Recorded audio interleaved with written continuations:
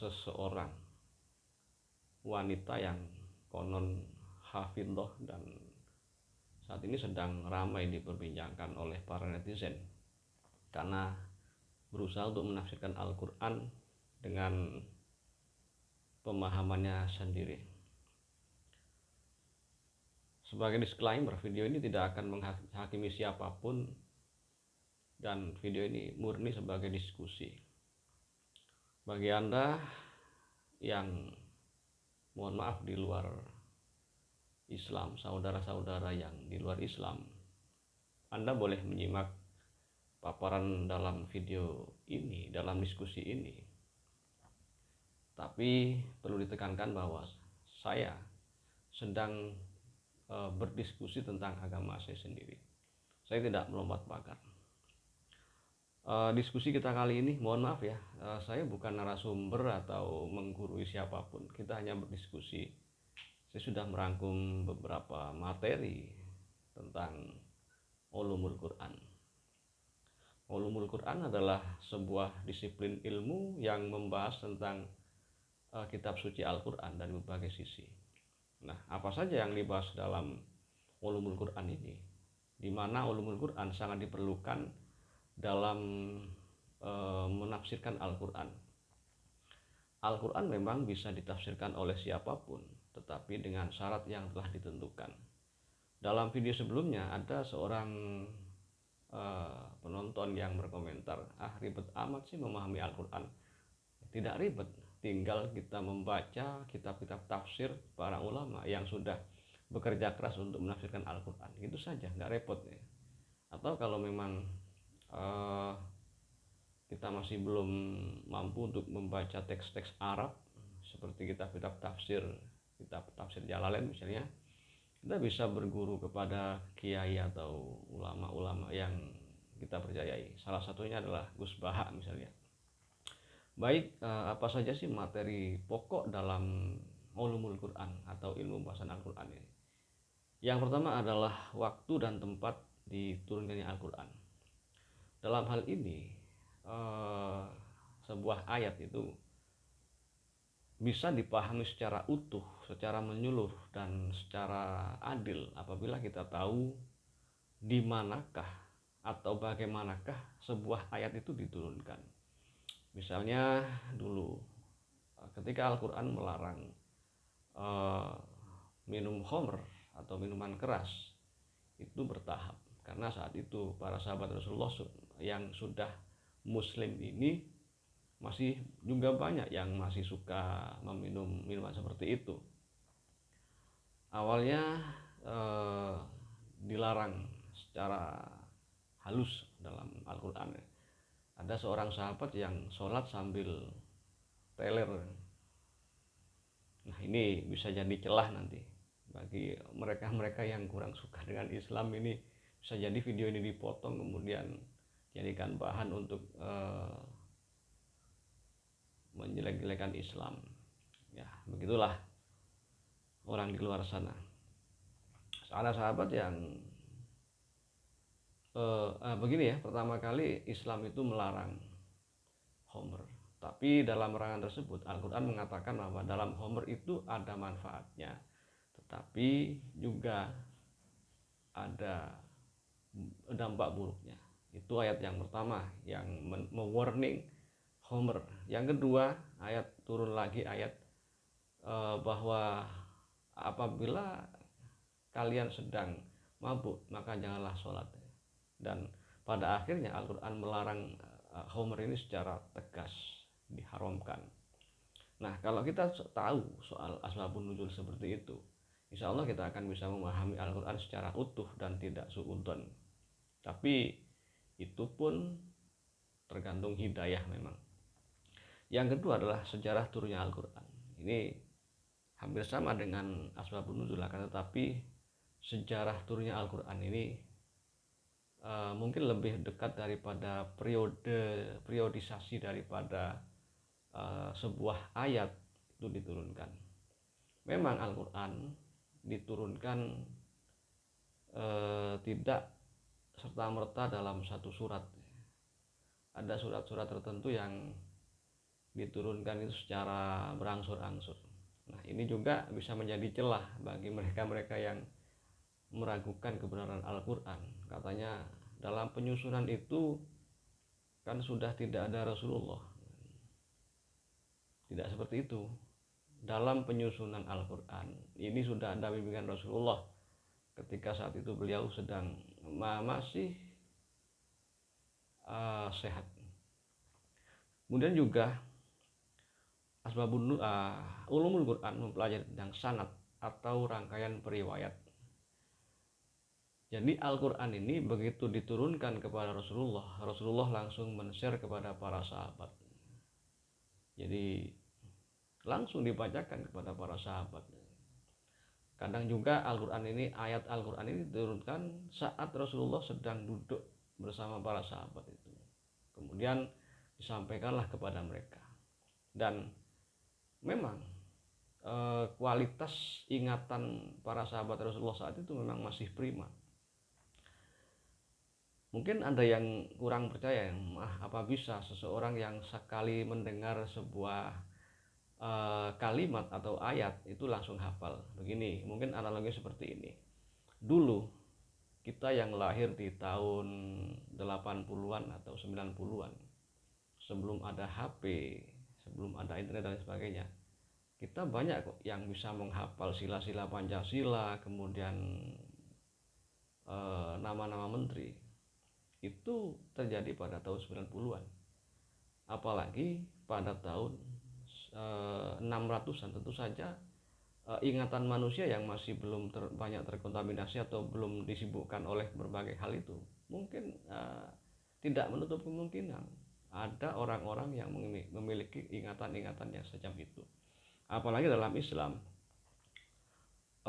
orang-orang yang hatinya bersih, kemudian akalnya waras dan digunakan untuk memikirkan hal-hal yang positif, biasanya akan dikaruniai dengan kecerdasan akal, kecemerlangan akal, dan ingatan yang kuat atau dobit. Jadi kita tidak bisa membandingkan bahwa apakah mungkin ada seseorang yang sekali mendengar ayat langsung hafal. Mungkin saja. Bukankah banyak kita temukan anak-anak ajaib yang jenius, bisa mengingat sebuah rumus, sebuah hafalan dalam satu kali mendengar. Kemudian juga cabang ilmu yang dibahas dalam ulumul Quran ini adalah qiraat. Jadi begini, mohon maaf ya, ini bukan menggurui, kita berdiskusi. Ketika Rasulullah menyampaikan Al-Quran kepada para sahabat yang saat itu sudah mulai terdiri dari berbagai bangsa, salah satunya adalah Salman Al-Farisi yang berasal dari Persia atau Iran. Mereka kan tidak bisa berbahasa Arab. Oleh karena itu ketika Rasulullah membacakan ayat Al-Quran dan para sahabat itu menirukan bacaan Al-Quran Rasulullah, tentu saja dialeknya itu berbeda. Dan itu oleh Rasulullah dibenarkan karena semacam udzur syar'i. Coba saja kita misalnya orang Madura membaca Al-Quran, tentu saja dialek Maduranya tetap akan nampak di situ. Begitu juga orang Jawa Tengah misalnya yang dialeknya itu halus, kemudian membaca Al-Quran dengan langgam yang Jawa itu ya tidak apa-apa. Misalnya alhamdulillahirabbil alamin bisa menjadi alhamdulillahirabbil ngalamin, itu tidak salah karena memang lidahnya sudah seperti itu. Atau saudara-saudara kita di Batak misalnya, ya itu kan sudah dialek, sudah lidah mereka. Jadi oleh Rasulullah dibenarkan selama tidak merubah makna daripada bacaan Al-Quran itu. Itulah salah satu bukti fleksibilitas Islam, bahwa Islam itu tidak saklek dan Islam tidak memaksakan atau memberatkan. Kemudian juga yang dipelajari di dalam ulumul Quran ini adalah kata-kata atau kosakata dalam Al-Quran. Ini banyak sekali yang dibahas dalam bidang ini. Yang pertama adalah kata-kata Al-Quran yang asing atau gharib. Di dalam Al-Quran itu ada beberapa atau mungkin banyak ya kosakata yang tidak umum digunakan di dalam kosakata bahasa Arab. Jadi ada istilah-istilah khusus ya, atau kata-kata khusus ya. Dan ini disebut gharib di dalam Al-Quran. Yang kedua adalah kata-kata yang berubah harokatnya atau akhir katanya.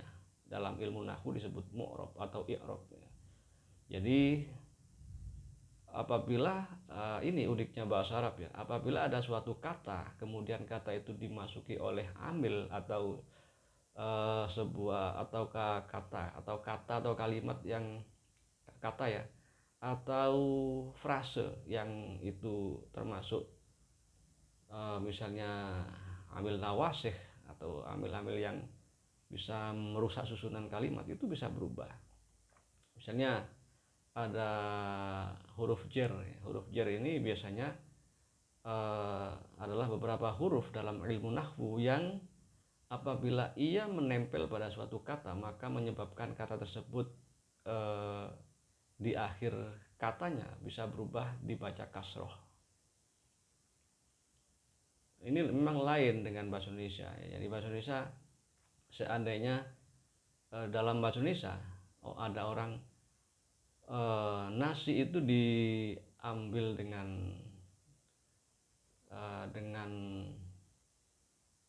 apa, centong misalnya ya. Dengan ini kan dalam bahasa Arab bi. Nah, dalam bahasa Indonesia tidak ada perubahan.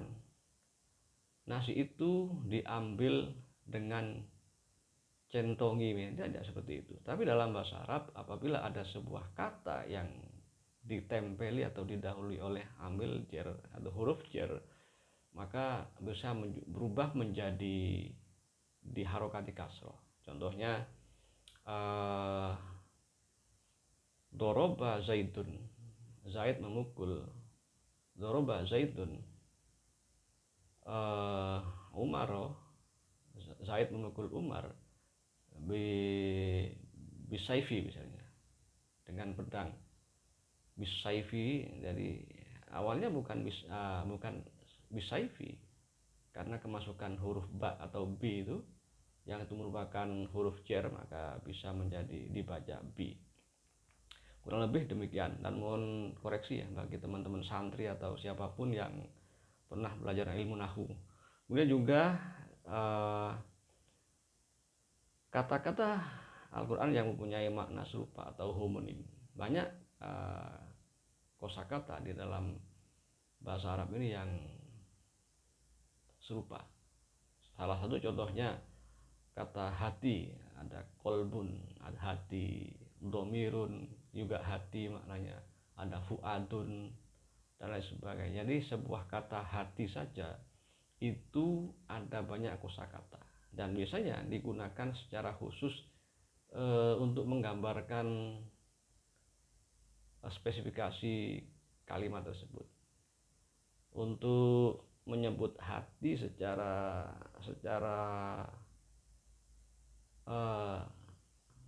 goib itu kolbun. Kalau hati secara dohirnya disebut sodrun, bukan sudrun, sodrun. Kalau fuadun itu lebih ke perasaan dalam hati. Sekali lagi koreksi saya kalau salah. Kemudian juga padanan kata atau sinonim. Dalam bahasa Arab banyak sinonim-sinonim ini karena memang kekayaan kosakata bahasa Arab ini, sehingga memang Al-Quran ini menggunakan sastra yang sangat tinggi, maka diksi atau pilihan kata yang dipilihkan oleh Allah Subhanahu wa Ta'ala itu sangat beragam, dan disitulah keindahan Al-Quran secara sastrawi. Kemudian juga kata isti'arah atau pembandingan.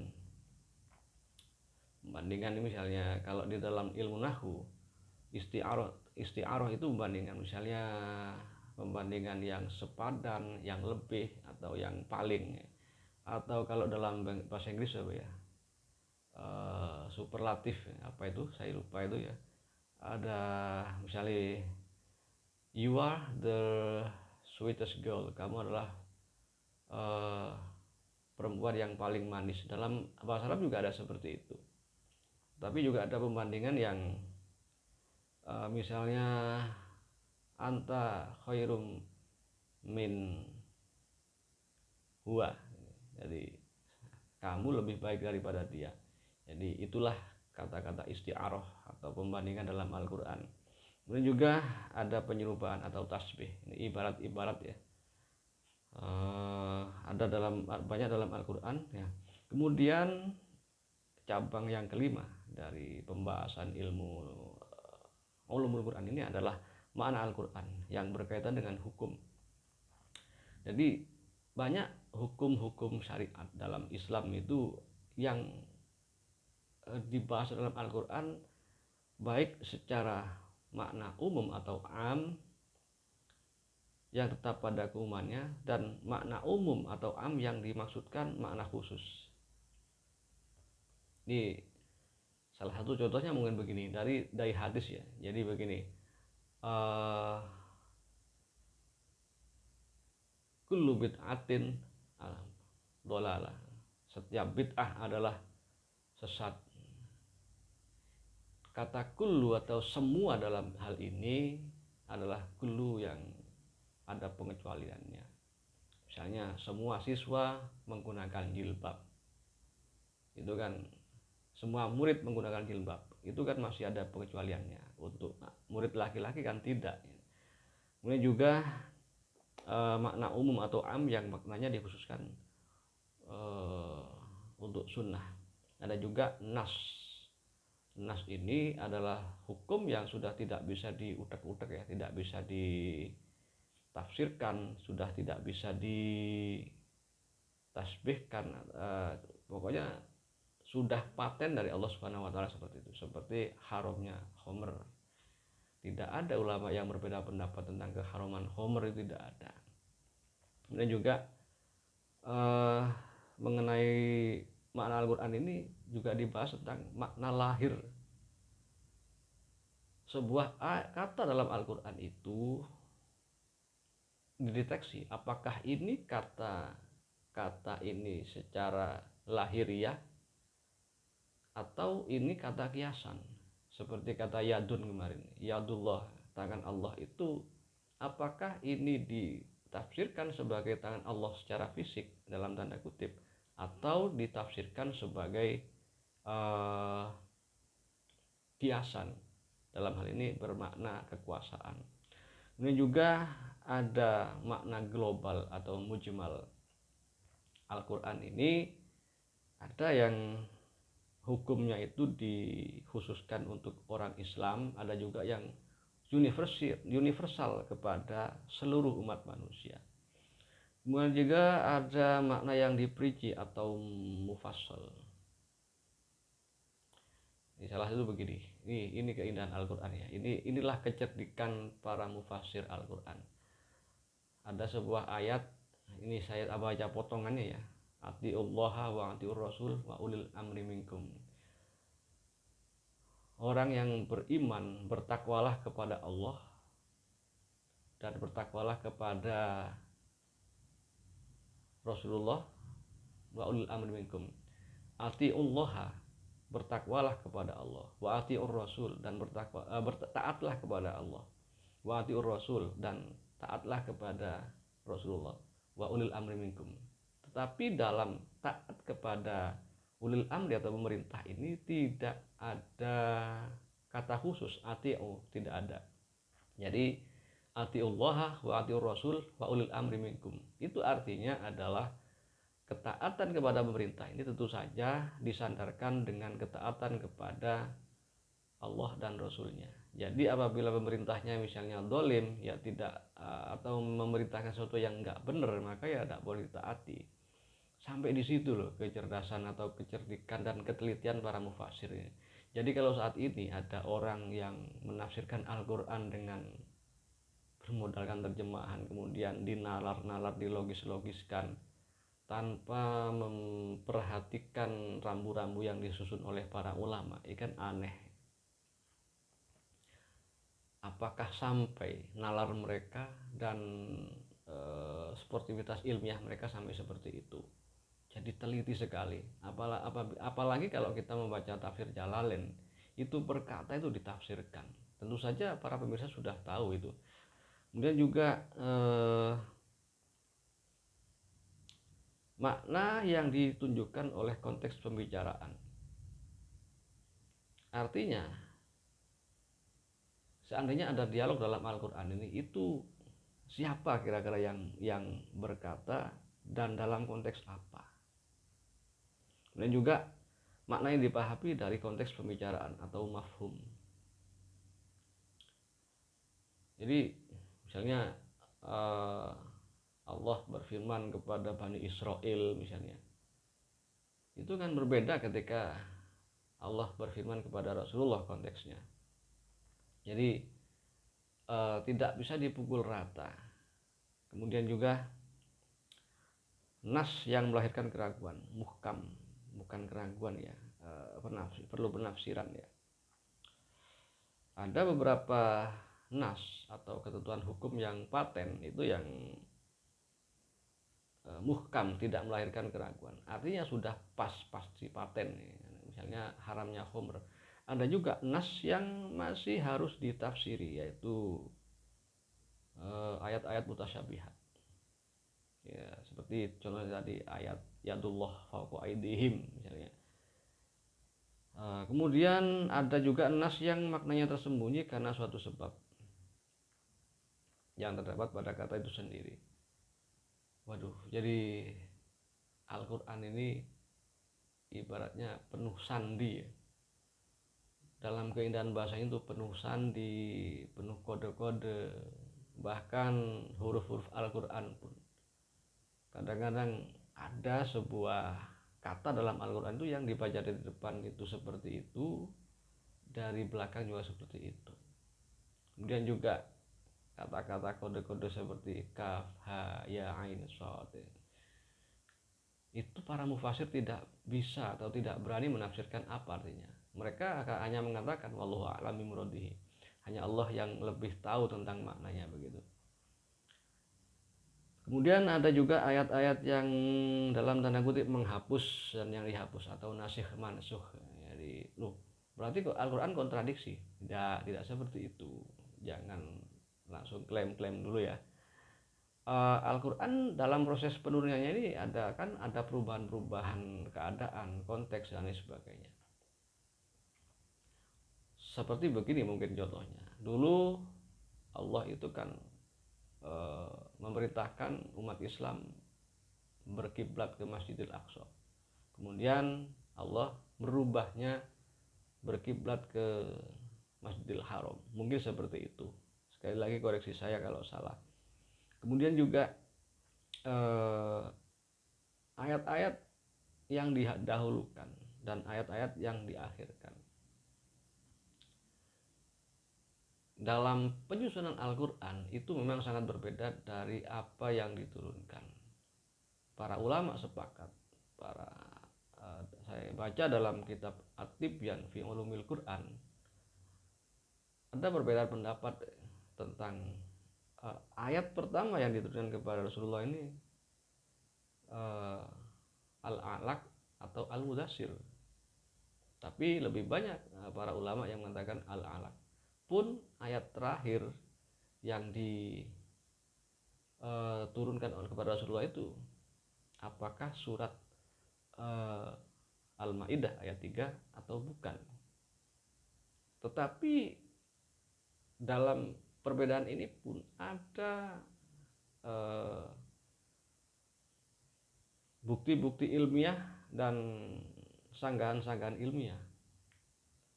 Al-Quran tidak rancu, tetapi proses penurunannya itu memang tidak sama dengan apa yang disusun dalam mushaf seperti sekarang. Di dalam mushaf yang sekarang, Al-Quran yang ditulis pertama kali adalah surat Al-Fatihah dan yang terakhir adalah surat An-Nas.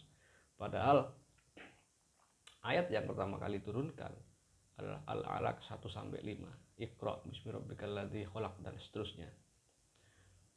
Nah, itu pun penyusunan Al-Quran itu dituntun oleh hadis, oleh Rasulullah. Salah satu yang mendapat amanat untuk menyusun Al-Quran adalah sahabat Zaid bin Sabit. Dan saat itu banyak para sahabat-sahabat penghafal Al-Quran yang masih gesang atau masih hidup. Sehingga tidak mungkin ratusan orang atau bahkan ribuan orang itu akan berbohong, dan mereka sepakat tidak ada satupun yang tidak sepakat dengan susunan Al-Quran seperti yang telah disabdakan oleh Rasulullah. Kemudian juga cabang-cabang ulumul Quran. Ulumul Quran itu hanya satu cabang ilmu, tetapi sudah membahas beberapa hal ya. Cabang ulumul Quran yang pertama adalah adabut tilawah atau adab membaca Al-Quran. Nah, kita kemarin kan melihat di video yang viral itu ya, si cewek bohai yang konon hafal Al-Quran ini kan, ketika ada videonya ketika membaca hafalannya itu kan ya seperti itu, sambil cengar-cengir, sambil memvideokan. Membaca Al-Quran itu ada adabnya, karena membaca Al-Quran itu diibaratkan berkomunikasi atau dalam tanda kutip bercakap-cakap dengan Allah. Maka kita harus beradab. Jika tidak seperti itu, maka Al-Quran ya bisa saja dihafal, tetapi cahayanya tidak akan masuk ke hati kita. Dan juga tajwid. Ilmu tajwid ini adalah ilmu yang mengatur cara membaca Al-Quran yang benar. Ini lebih menitik beratkan kepada artikulasi pengucapan Al-Quran. Sebab apabila Al-Quran diucapkan dengan artikulasi yang salah, maka maknanya juga akan salah. Apalagi Al-Quran kan sudah dibaca secara global, bukan hanya orang Arab. Mungkin kalau orang Arab akan mengerti, seandainya hak dibaca ho kan ya beda tipis. Mungkin kalau Al-Quran, kalau orang Arab masih bisa membedakan, itu pun tipis kemungkinannya. Tapi kalau bagi orang Eropa misalnya, apabila tidak membaca Al-Quran dengan tajwid, maka rancu maknanya. Dan juga tawarihun nuzul, mawahitun nuzul, atau menerangkan tempat atau musim atau awal dari akhir turunnya ayat. Jadi jelas para sahabat Rasulullah saat itu banyak seorang pencatat. Bahkan Rasulullah memang memerintahkan para sahabat itu, beberapa orang sahabat mencatat setiap wahyu yang turun pada beliau. Salah satu yang terkenal adalah sahabat Zaid bin Sabit. Tentu saja Sayyidina Ali karramallahu wajhah, beliau yang orang yang paling dekat dengan Rasulullah, selain sepupunya juga menantu beliau. Dan Sayyidina Ali adalah orang yang paling jenius di masanya. Beliau juga seorang pencatat wahyu. Juga Ibunda Aisyah, seorang perempuan yang sangat jenius, itu juga beliau penyimpan dari naskah-naskah Al-Quran yang saat itu masih berserakan. Kemudian juga tawarihun nuzul, jadi bukan asbabun nuzulnya saja, sejarah diturunkannya sebuah ayat itu juga dicatat oleh para sahabat, dan itu menjadi rumusan atau pembahasan dalam ulumul Quran. Kemudian juga asbabun nuzul ini sudah kita pernah bahas ya. Dan juga kiroat tadi sudah kita bahas, dan gharibul Quran, jadi ayat atau kata-kata yang asing dalam kosakata Arab. Kemudian juga i'rabul Quran, yaitu ilmu yang menerangkan tentang harokat kata-kata dalam Al-Quran. Seperti tadi yang kita singgung, bahwa apabila sebuah kata dalam bahasa Arab itu dimasuki oleh huruf jar atau amil nasab, amil apa ya istilahnya dalam ilmu nahwu itu, atau amil nawasih, amil-amil yang merusak susunan kata, itu memang bisa berubah akhir katanya. Misalnya kalau di Indonesia, saya tidur di ranjang, tetap meskipun ada di, tetap ranjang itu saja, tidak ada ranjangi. Tapi kalau dalam bahasa Arab, anamu alas sarir, sarirnya saya tidur, saya anamu, saya tidur, ala sarir, di atas tempat tidur. Karena ada kata ala yang dalam hal ini merupakan huruf jar, maka sarir atau tempat tidur itu dibaca ala sariri karena kemasukan huruf jar. Kurang lebih seperti itu ya. Ini juga dibahas juga dalam ilmu ulumul Quran itu ma'rifatul muhkam wal mutasyabihat. Al-Quran, ulumul Quran itu membahas juga apakah ayat ini ayat yang bisa difahami secara langsung mentah atau ayat yang harus ditafsirkan maksudnya, juga dibahas dalam ulumul Quran. Kemudian juga ulumul Quran membahas tentang badi'ul Quran, yaitu cabang ilmu ulumul Quran yang membahas tentang keindahan susunan bahasa Al-Quran. Bagi mereka ya, orang-orang yang suka membuli-buli Al-Quran, tolong belajar dulu, pahami dulu, sebab para profesor-profesor di negara barat sana banyak yang membenci Al-Quran, kemudian mempelajari Al-Quran untuk mencari kelemahannya, malah menemukan keindahan Al-Quran, bahkan login ke dalam Islam. Orang yang suka menghujat-hujat Al-Quran mungkin belum seberapa mengenal Al-Quran. Seperti kata pepatah, tak kenal maka tak sayang. Oke, mungkin hak Anda, hak mereka untuk membuli Al-Quran, tapi itu kan sudah lompat pagar mengkomentari kitab suci orang lain dengan komentar-komentar yang tidak sportif. Umat Islam jangan kaget ya kalau Islam dibuli-buli, tidak usah kaget, tidak usah marah. Kalau kita marah berarti kita kena pancingan mereka.